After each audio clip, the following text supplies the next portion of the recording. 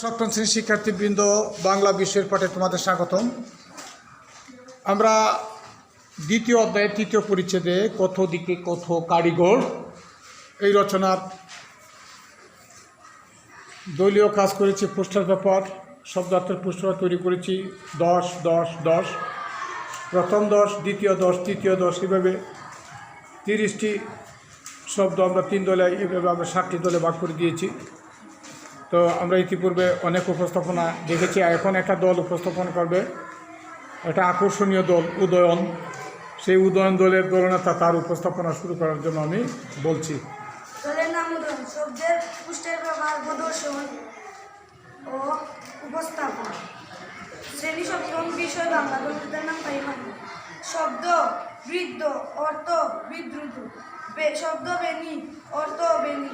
শব্দ ব্রু, অর্থ ব্রু। শব্দ সেন্ন, অর্থ সেন। শব্দ সন্ধিগন্ধ, অর্থ সন্ধিবধূ। শব্দ সম্বুধ, অর্থ সম্বুধ। শব্দ সুক্ত, অর্থ সূক্ষ্ম। শব্দ স্থান, শব্দ স্থান। শব্দ স্মরণ, অর্থ স্মরণ। শব্দ হারি, অর্থ হারি।